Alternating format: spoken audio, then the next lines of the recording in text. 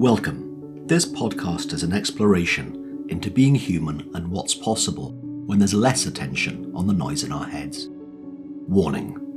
While listening to this broadcast, you may experience moments of deep peace, sighs of relief, personal insights, or long stretches of dead air. Do not be afraid. This is normal. Under the Noise with Wyn Morgan and Kate Roberts.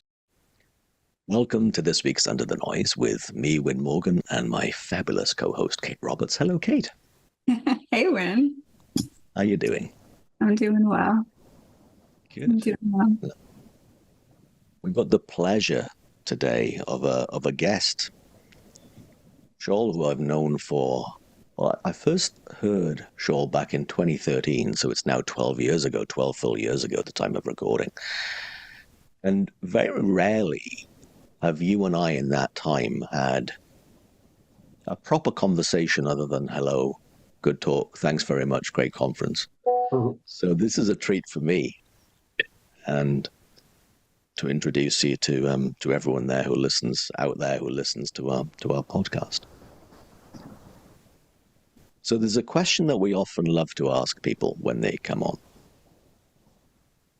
as opposed to the traditional, hey, tell us about yourself, is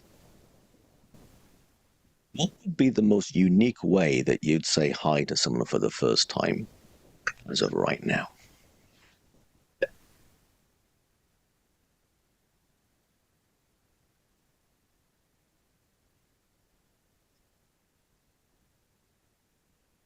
I suppose, I'm not even sure what the question means, but I'll answer what I think it means. If you don't mind. Sure.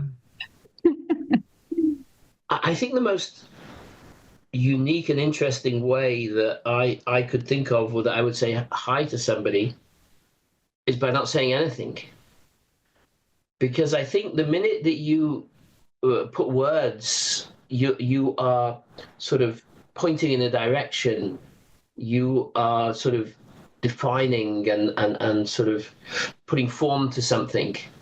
But I think if you don't put any words to it and you just say hi through the feeling of the experience, I think that would be a very unique and meaningful way to do that. I'm not saying I've ever done that, but I think it would be really interesting to do so. Too late for that with us, but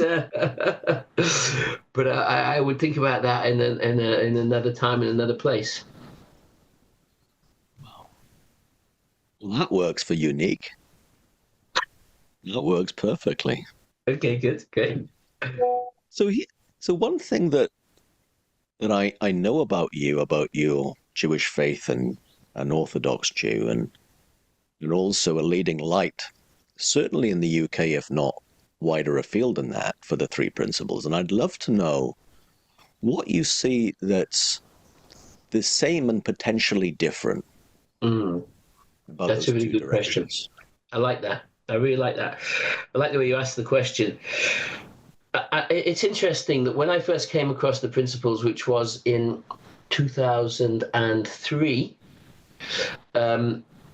I know that because it's when our fifth child was born. She was about 6 months old at the time, so I kind of have that in my mind. My wife always does that. She knows with all our kids, like I said, well, when did that happen?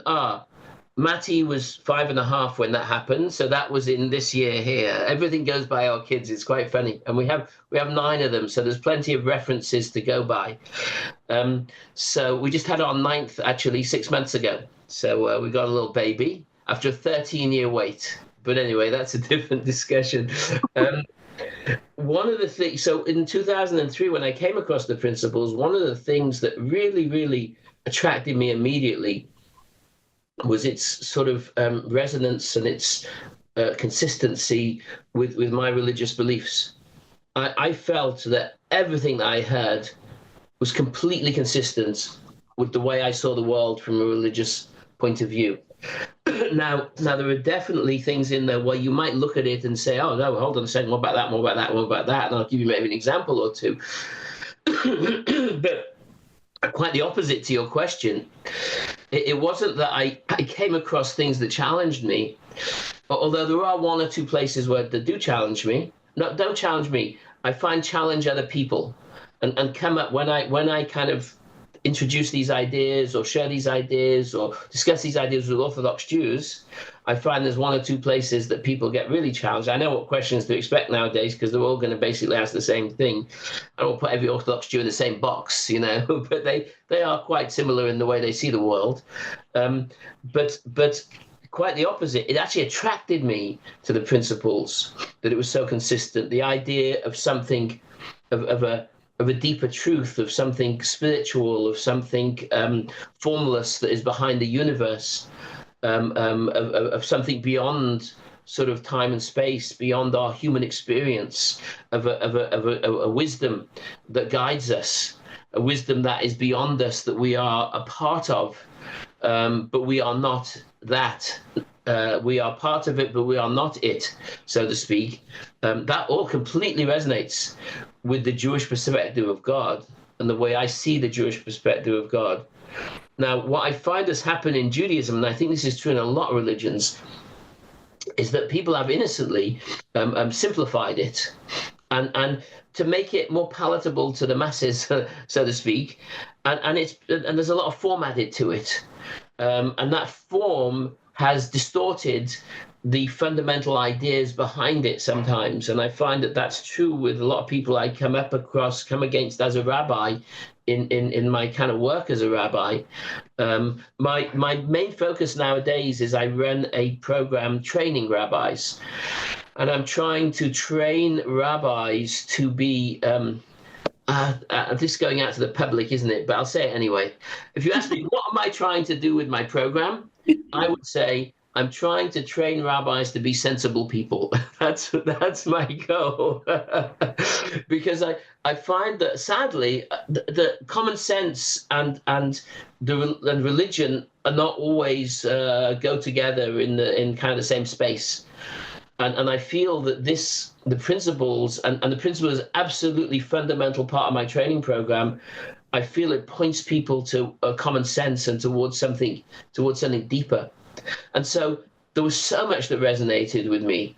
Everything about the principles resonated with me. And so that's why I didn't see really any contradiction. Now, the only contradiction you might see is an idea of form. Is that there's a form in religion and there's certain rituals, let's call them, that the religion might hold by. So the first thing that I believe, as in the Jewish religion at least, I'm not speaking for any other religion other than mine, is that I don't believe there are any rituals. I think that everything in Judaism is there's a deep wisdom behind it. Now, the fact that I don't yet see that wisdom doesn't bother me. In fact, quite the opposite. If I had a religion that everything that it told me to do made perfect sense to me immediately, I wouldn't be particularly impressed with that religion. I would feel like, well, what's it telling me that I don't know? What wisdom does this religion have that I don't have or that I'm not privy to? And so what I've found over the years in my religion, again, is that there have been so many different things that immediately haven't necessarily made sense to me. But as I've got older, as I've got more experience, as I've reflected more, as I've seen more in the world, I've seen, oh, you know what? That does make a lot more sense to me. I see that now. I see the sense in that. I see the value in that. And so I trust, because I've seen it happen so often, I trust that the things I still don't know, there's probably something behind them also.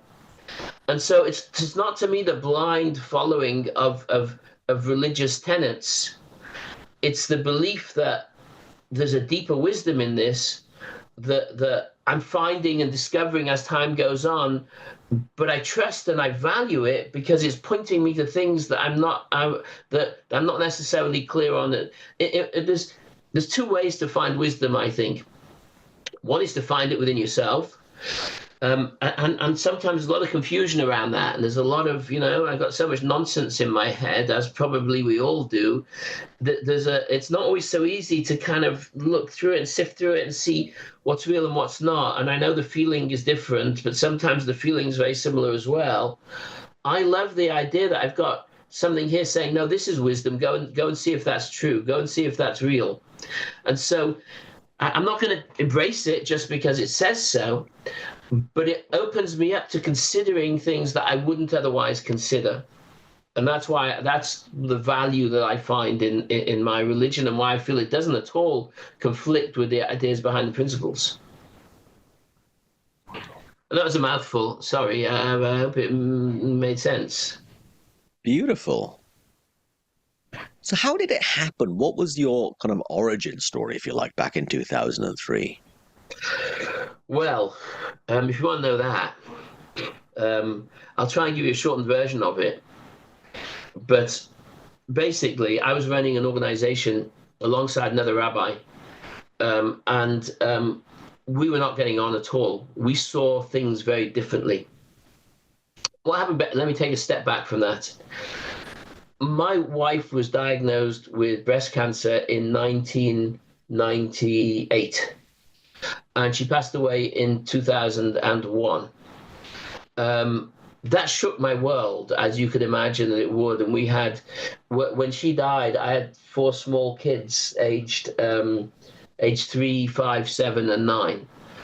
And it really, just the whole experience of supporting her through her illness, and it was one of the most, I don't say this glibly, and I don't say this without compassion in terms of what happened and her experience, but because she would share this with me as well. But it was one of the most powerful experiences in my life, and one of the experiences that I'm most grateful for in my life, because I feel it shook up my world, and my world needed shaking up. And it was just the most amazing experience. We went through the most amazing 3 years together. And yes, she was suffering, and yes, it was challenging and hard and difficult for us both. But I feel, and she felt as well, that the last 6 weeks of her life, we got more out of that in our marriage than I think we would have had if we had another 60 years together. I think there was more in there. There was more love, more connection, more feeling, more everything in those last 6 weeks than another 60 years. So my world was shaken up, and I started to, I was, until that point, I was pretty closed-minded. I was pretty, black and white about the world. The world is the way I see it and no other way. And I'm right and everybody else is wrong. And it really, thank God, it really got me to reflect and to reconsider and to look beyond my own little world. And I did, but the problem was that I had a partner in the organization I was running, and his wife was still alive, thank God, but he hadn't been through what I'd been through, and he wasn't reconsidering his world in that way. And we went in very different directions, and that caused tremendous friction in the organization. And we reached a point where I would say we strong word, but hated each other, maybe it was that bad. Could have been. Certainly wasn't nice, really unpleasant. And it was tearing the organization apart. People were taking sides. It was an absolute mess. So it was recommended in 2003 that our chairman, it was a charity. So the chairman of the charity said to us, you guys got to sort yourselves out. He says, I'm willing to pay whatever it takes. You do whatever you do, go wherever you need to go, do whatever program you need. You guys have got to sort this out. This is terrible.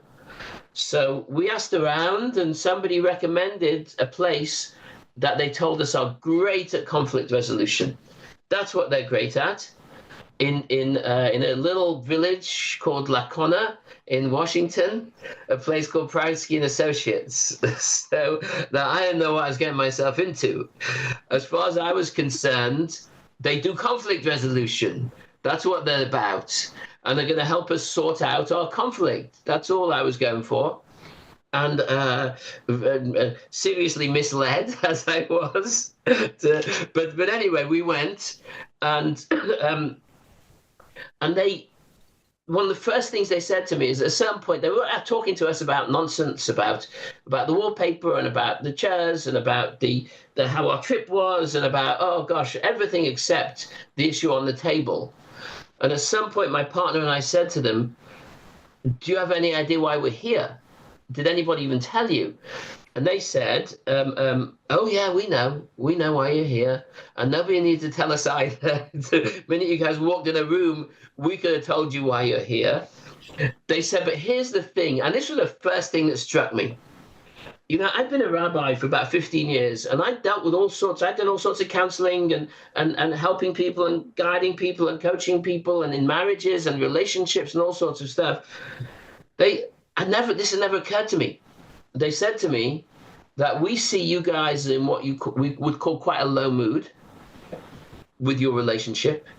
There's really a low feeling in this relationship. And to be quite honest, you guys look like quite a low mood about life in general. They said to me, how do you think it's going to go if we have a conversation about your relationship from that feeling? And it stopped me in my tracks. I was like, oh, that's going to be a disaster. And they said, great, I'm glad you can see that. They said, so we want to wait until you're in a better feeling. And we're not going to talk about your relationship until you are. And we're going to be really strict about that because we know how to do our job and we're not going to waste your time or waste your money. We're talking about your relationship while you're in that feeling. And you're here for 4 days.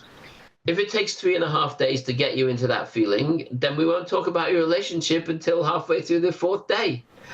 And if it takes all 4 days, well, I guess maybe we need to try again. I was like, whoa, I was really impressed with the clarity on that and the commitment to that clarity and the unwillingness to budge from what they knew. In spite of maybe you've got clients here who are paying a lot of money and who have certain expectations, they didn't care about their expectations. They cared about what they saw as being real and what they knew to be true. So I said, well, how are you going to do that? Good luck getting us into a better feeling. Let's see tell me what. They said, oh, well, as it so happens, we actually have something here that we're going to teach you guys that you think you're going to love that we think might be helpful with that. And it's called the 3 principles. Now, I had no idea what they were going on about. and they started teaching the 3 principles, and we split up. And it was, if you know the people, I'm sure you know Aaron Turner and Keith Blevins. And my partner went with Keith, and I went with Aaron. And they basically, I just learned about the principles, and I just loved it. And I just ate it up. And I was just, teach me more and teach me more and teach me more. Like I said, it really resonated with my religious ideas. I'd never, outside of people within my religion, I'd never have a conversation with somebody to that point in my life that resonated with what I saw as well. To me, it was only religious Jewish people who I could have this type of conversation with, that we'd be on the same page. And to get on the same page like that, it just struck me. And I was like, whoa, there's something deeper here. There's something more universal here. There's something they're touching here. And so my experience was, and I'm sure people might have heard me tell this story before, but you asked me, so I'll tell you. On about the 3rd day, we had done nothing on the relationship. They'd been really focused. Just the principles, just the principles, just the principles. My partner was like, this is a load of nonsense. What are we wasting our time here for? And I was like, oh, this is just absolutely amazing. This is just so touching and so deep and so, forget our relationship. I don't care about it. I just want to learn this. I just want to understand this more. And so on about the 3rd day, I went back to my room. We had a hotel room there. And I sat there and I tell this story. My wife once told me, never tell this to anybody for the rest of your life. When I first told her this story, she said, this is such a mad story. This is such a crazy lunacy story that you can tell me because I'm your wife, but you better not tell anybody else.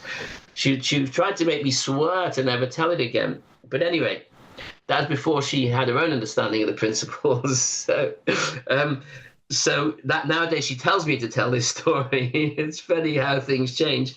Anyway, I looked at a table there, and I looked at the table, and I'm just kind of sitting there in a really nice feeling because they got me into this really nice space, really present and really connected, and just really touched by life. And I looked at a table there, and I suddenly have this insight.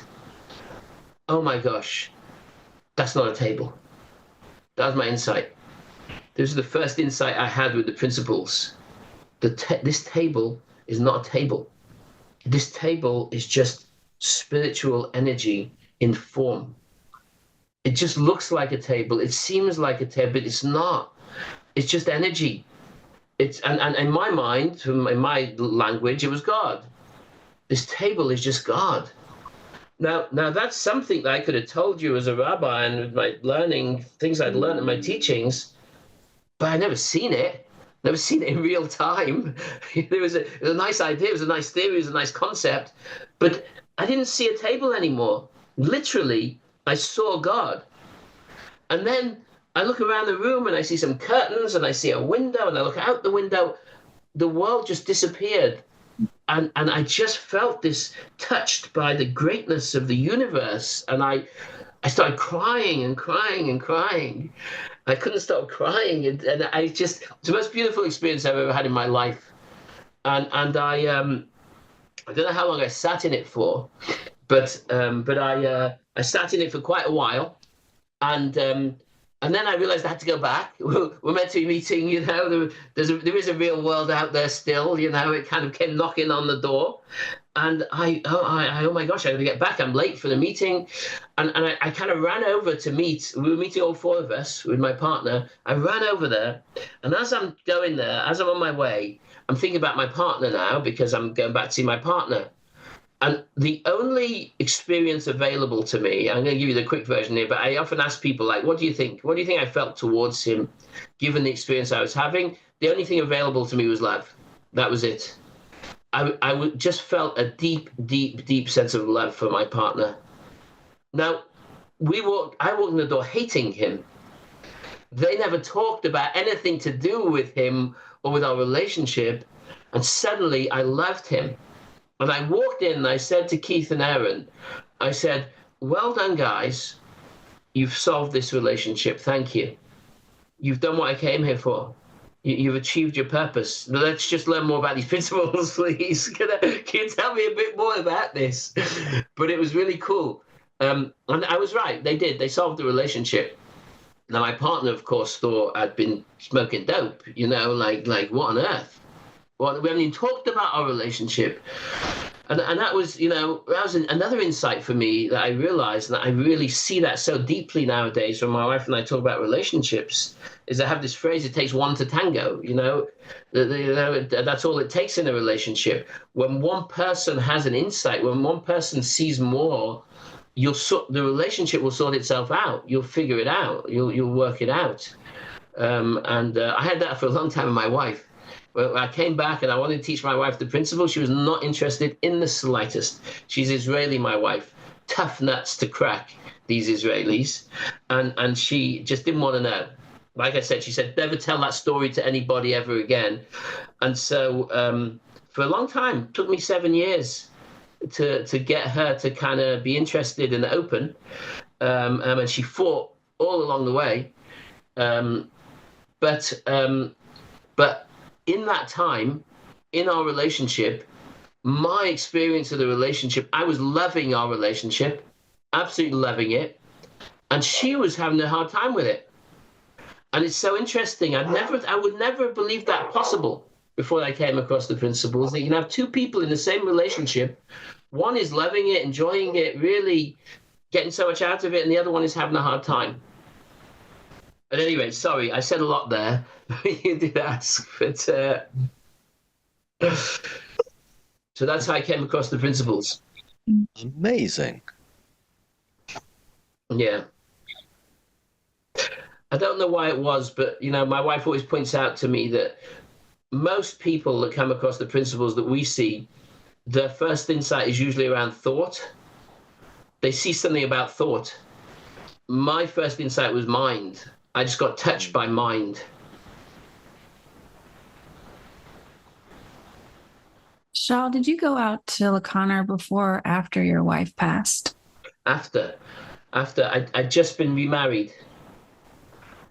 Just got married again. But I married sort of 18 months after my wife passed. And And then I went out to Lacona a year later. Something occurred to me while you were sharing. One of my favorite teachers in this understanding is Marina Galan. Yeah, I know her. And she speaks sometimes about the things in life that are really challenging. Mm-hmm. And she talks about it in a way that she says that your heart breaks open to receive something new. I love that. That really resonates with me. Yeah. That's absolutely what happened with me. I had a heart of stone, and it needed something to break it open, and that's what did it. And it just occurred to me that maybe that's what had happened before you had gone out there, like the difference between your partner at the time and what you had experienced. Yeah, that's right. You were broken open before you left. That's right. That's why I say that experience of losing my wife was such a gift ultimately, as painful as it was and as horrific as it was. And I always feel that, my view, as a religious perspective as well, but it's my own view also, is that when a soul gets liberated from this world, it goes to a better place, whatever you want to call it, but it's free from the shackles of the madness of the world that we live in. And so I feel for her, that's great. She's good. It was kind of me that was sort of left behind to kind of pick up the pieces. But picking up those pieces was such an amazing experience. I find I often, I do a lot of work with people, A, with cancer, just because I've had that experience, and B, with loss. And I find that really when you go through an experience like that, a painful experience, you have choices to make. There's choices there. And I see people get really lost through experiences like that. And I think that can happen. But I think it's how you choose to kind of go through it. And innocently, I'm not saying that, I'm not judging or blaming, but I do believe that we get to kind of be the masters of our own destiny in our world.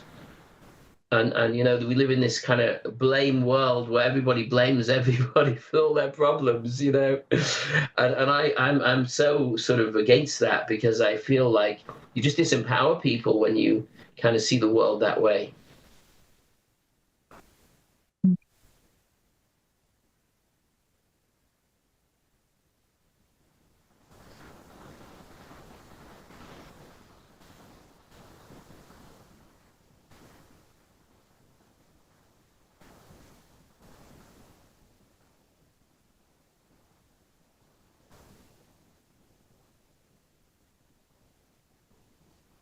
I'm loving this conversation. Thanks so much for sharing. Sure. There's a specific reason why, we're having this conversation right now, and it's about the conference in London in late June. So June 22nd, 23rd, and 24th. And I'd love to know, having been to most of them since 2013, up to and including last year, I'd love to know what your hope is for people who have come along before and are curious about coming back again, or people who've never even considered it, either virtually or in person. And I'd love your vision about that, please. Great. Well, I can't even remember what year we started this conference, but it's at least 15 years ago. So at least maybe, let's say 2009 sounds possible, maybe even the year before that. When I came back from Lacona, I was so touched and so moved and so inspired by what I'd learned and the impact I'd seen it have on me, that I felt there's something really important here. There's something to be shared with others. And it's just my personality a little bit. If I've got something that I enjoy, I want to give it to others as well. And so I immediately started teaching when I kind of landed off the plane. You know, like I say, started with my wife, which didn't go very well, but there were other more interested people around, thank God. And so I just wanted, and there wasn't much going on in the UK at that time with the three principles. And so I just started sharing. And I started, you know, I already had an organization that was teaching classes, and I incorporated it into my classes with my students and the people that were coming to me for advice. Obviously, I was very fresh and very raw, but I knew what I'd seen. And I think that's everybody says that with the principles. What you know, and you can share that. Don't go beyond your remit, but what you know, share what you know, and that's what I was doing. And I saw that people were getting interested, and people were getting touched, and people were getting moved. And I felt to myself, you know, wouldn't it be great to bring over some of the speakers, you know, to the UK, and to share kind of what I got from over there. And it was about the time also that Aaron Turner was looking, you know, he'd been living in Lacona for a number of years at Pransky and Associates. He was looking to come to England as well. And I think, I can never remember this, but I think the first conference I organized, and then after that, he got on board and we kind of did it together. So we just thought, oh, wouldn't it be great to have these amazing speakers to share with people? And I thought, you know, maybe we'll get 20, 30 people to come and it'll be really nice and it'll be intimate and people really benefit from it. So the first conference we had was Linda Pransky. I don't think George was there. I think it was just Linda and Kathy Casey. Those are the two people. Now, Linda Pransky somehow, some way had a bit of a name in England at that time, a bit of a name, not a lot of a name, but a bit of a name. We'd already, it was mostly the Jewish community. I would say of the first 2 or 3 conferences, they were 80% Jewish, because those are the people that I was kind of sharing it with. And we just had a very funny incident, actually, because we got 120 people to the first conference. I mean, I was just blown away. I just couldn't believe it. I just you know, sometimes in life, the rabbis tell us that God leads a person in the way that they want to go. And I felt like I had vision for it, and kind of, you know, it came along, it kind of was dragged behind my vision, I felt. So I didn't expect 120 people. I was shocked and overwhelmed by the response. But a lot of people knew Linda. Linda was kind of the big name, you know. So I remember we did, it was one day, it was only one day, and it was all plenaries, but we did one point at which we had 2 options. We had Linda and we had Kathy. And you know, I'm trying to organize this conference, so I was a bit flat. So I thought, okay, I'll go to Linda, and I see Linda's got a really full room, and I suddenly think, oh my gosh, how many people went to Kathy? So I run over to the next door to Kathy. There's 3 people. Linda had 117 people, and Kathy had 3. I was like, oh no, I should have tried to organize that a little bit better, you know. But Kathy didn't care, you know. I'm sure you know Kathy Casey. I mean, she was so cool with it, and she was like, oh great, I'd rather have less people. It's more intimate, you know. We get to chat, we get to have a good time. But my vision for the conference was just nothing more than, here's something that's so valuable, that's so powerful, that's so helpful, and that is so misunderstood or ununderstood, rather, by the vast majority of humanity, and people suffer because they don't understand it. Well, let's just put it out there. Let's see if we can get some traction. Let's see if we can share people with something that'll be really helpful for them. It was always non-profit. It was always going to be something that we just did because we wanted to share something with people that we felt was helpful and valuable. And the conference was always run on that principle. And it just built and built and built and built and built. And until we reached a point pre-COVID, 2019, we had 1,000 people there. which was my dream. I had this dream of like, let's get 1,000 people. It's funny how it worked out that COVID came along and knocked it all out of the water, sadly. But that's life. That's the way things go. That's what it is. We have to kind of take what we've got and see how we can do the best with what's in front of us. But I suppose, and maybe this is another one of the examples that Kate was talking about. No, it's not the same as losing my wife. But the conference really got knocked in that period. And I suppose it gave us a chance to really reflect and to really wonder where we were going with it and what it was about and kind of what we were doing. And both Aaron and I felt that we'd gone in a direction that we weren't entirely happy with. And that was sort of showcasing anything and everything of the principles. Anybody that had anything to say about the principles, with not too much quality control, we're ready to put them out there. Here we go. You think you're talking about the principles? Great. You're welcome to come and speak at our conference. And there was something enjoyable about that, and there was something really attractive about that for people. But we felt that if we want to be of service, and this is a unique conference because it's by far the biggest principles conference and the one that has the most sort of credibility worldwide. We felt if we want to really be of service, what we can do is we call it a lighthouse, the conference. We are going to really try and make sure that every speaker that comes there is just pointing to the purity of the principles, to what the principles are about, to the depths of the principles, to the feeling of the principles. And if people come and don't know what anybody's talking about at the conference because they just got no clue what you're going on about, can you tell me what the 3 principles are? We're going to stick to our guns and we're going to share what we feel needs sharing. In the past, we would be, no, okay, don't worry. We'll explain it to you. Here's what mind means now, and here's what thought means, and here's what consciousness means, and we'll explain it all. It became a little bit too much intellectual, a little bit too theoretical, a little bit too conceptual.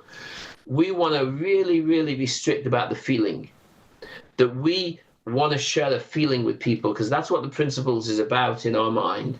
It's about sharing a feeling. It's about getting touched by something. It's about seeing something deeper within yourself and within the world and within the reality of this universe, seeing something more. We want the conference to be purely and simply about that.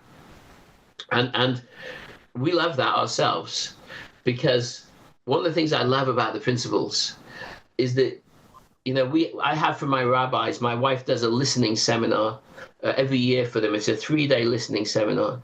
And every time this listening seminar is coming up and I have to attend it, my wife says, come on, you run the program. I said, but you teach this part of it. No, you're coming whether you like it or not. And I think, oh my God, another listening seminar. I can't do that. I mean, I've been this thing 5 years in a row and we talk about the same things. Every single year, my listening deepens in that seminar. The quality of my listening, I get touched by something. I see something new. It doesn't matter that we're talking about the same things. It's I'm seeing more, and I'm seeing more, something deeper and something more powerful and something more meaningful for myself comes out of that. And we feel the same thing with this conference. We don't want to pander to people's desire for something different, for something new, for something interesting, for something exciting. We want to stick with what we see and what we know. And that is just the quality of the feeling that people who have a real sense of these principles can bring to the table. And just share that with us, that's all. You don't need to tell us what you do in your life or how your practice works or how you came to the principles. Just share the feeling. That's all we want. And that's what we tell all of our speakers. I say to people, you could come to our conference and at the end you do a quiz, and what are the 3 principles, and you get 100% in the quiz. You know exactly what the 3 principles are, exactly what they're about, exactly how they work. You get 100% in the quiz, you get 0 in the value of what you got from the conference. And equally, you could have somebody who comes out of our conference and gets 0 in the quiz. I don't know what the principles are. I don't know any more than when I started. but you know what? I feel something different. I'm touched by something. I feel a sense of connection that I didn't kind of have when I came in. You're 0 on the quiz, but you got 100% on what we're hoping you might get out of the conference. And that's really what the conference is about. And we're really trying to get, I hate to do it. I absolutely hate to do it because I don't like to, Aaron and I are torn when we have to do this, when we have to kind of consider, we get so many applications for speakers, and we've got to kind of sit and be God Almighty almost and say, well, what's going to work and what's not in this conference? It's the one thing why I wish I could resign from running the conference, because I just hate it. But at the same time, we feel we have a responsibility to try and really kind of put out there the things that the people that we feel will bring the deepest feeling, because that's what we're looking to do, and that's what we're looking to share. And one thing that you'll see, if you notice this conference, is that Aaron and I never allow ourselves to be plenary speakers. We want to bring other people in. Now, we host the conference, so we kind of get up there and you'll see us. But we host the conference just because we think, if we say so ourselves, we're quite funny. We bring a nice feeling. People say that we're like Ant and Dec. I don't know if you know who Ant and Dec are in America. You probably got the equivalent on the X Factor over there.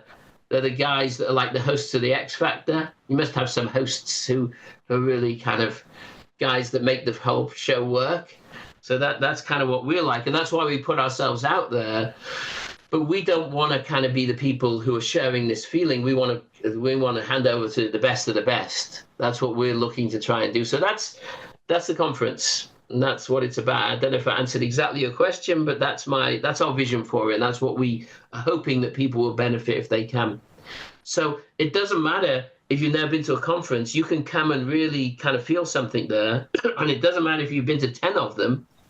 Aaron and I find ourselves in tears at the end of every single conference because we're so moved and so touched by the experience, both of us. And we've been to 15, so that's what we're hoping to share with people. Wow. Well, Shaw, I have a question for you. Yeah, go ahead. Since you're not speaking at the conference. Yeah.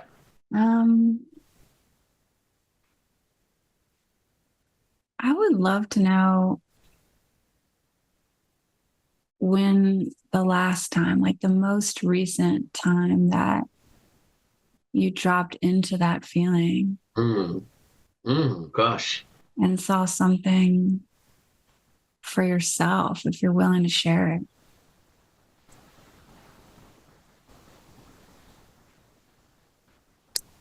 it. The thing is, now, I if a time comes to me, I'll tell you. If something comes to me, I'll share it with you.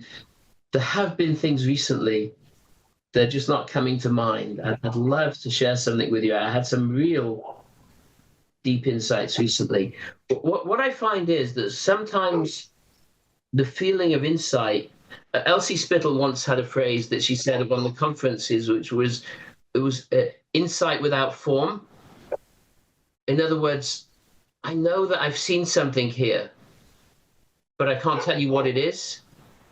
It's just and to me, there's kind of in a sense, a deeper seeing in an insight like that, because when it becomes form, it loses its quality, it loses its infinite aspect. So I don't know, but what I find is that I would say once or twice a week, I get touched on a certain level. Okay, I'll tell you, I've got one for you. I've got one for you, but it's an interesting one. It's a different one. It's not what you're expecting, I don't think. I lost my wife 24 years ago, and I've been married again for 22 years. My late wife is completely gone from my life, other than I have her children, but I'm a new relationship, a new direction. I always say that, some people get blessed with one very, very special partner in life. I've been blessed with two. I have the blessing of two. That is something amazing and incredible and just so wonderful. But I was walking down the street the other day. Maybe this was 2-3 weeks ago. And I suddenly found myself crying. I wasn't sure why I was crying. I wasn't sure what it was, but I was crying. And I just kind of sat in that feeling for a minute and reflected, and I realized I was touched by my love for my late wife. Mm. It just came over me. It just touched me. It just moved me. And I kind of sat with it, embraced it for sort of a couple of minutes. And then it kind of washed over me, and I kind of got on with my life. Those moments are precious. That's being. I wouldn't call it an insight. I would call it being touched by something deeper. I wasn't looking for it. I wasn't seeking it.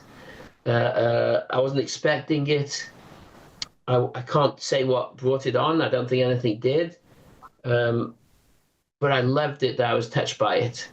Mm-hmm. And I think because I found as time's gone on with the principles, I've got more, what's the word? More tuned to that, or maybe more seeking of that, or more open to that. My heart's really open to those type of experiences. And because of that, I think they come my way. I just think they chance upon me. So I would say that was the most recent one that occurs to me. I love that.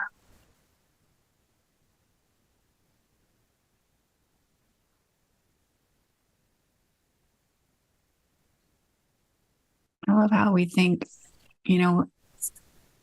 there's something for us to do with insight. Mm. Mm. That's right.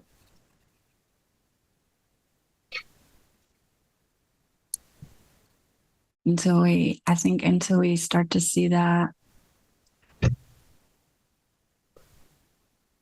like, insight lives and it changes us, sometimes without us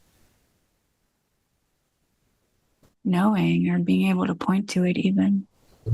Mm. Mm. So I love that. I think we like to feel like just it's human in us, we like to feel we have kind of control of things. And so insight, we want to feel like, oh, I've got this, I can define it, I can explain it, I can concretize it, I can... Firstly, you lose it when you try and do that. But secondly, it doesn't go like that. That's not your business. That's above your pay grade. Insight is greater than you. It's not your little friend to play with, your little toy to kind of do as you wish with. You are privileged to be touched by something greater and something deeper and something more beautiful. Just embrace it.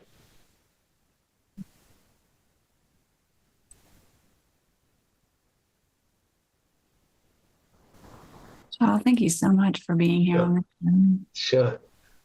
I really enjoyed spending the time with you guys. I feel you guys create a really beautiful space just for somebody to be able to share in. So thank you. Yeah, thank you. And thank you, Wyn. You've been listening to Under the Noise. I'm Kate Roberts, and I'm here with my co-host, Wyn Morgan. Thank you. And our guest, Shaul Rosenblatt. Thank you so much, Shaul. Thank you.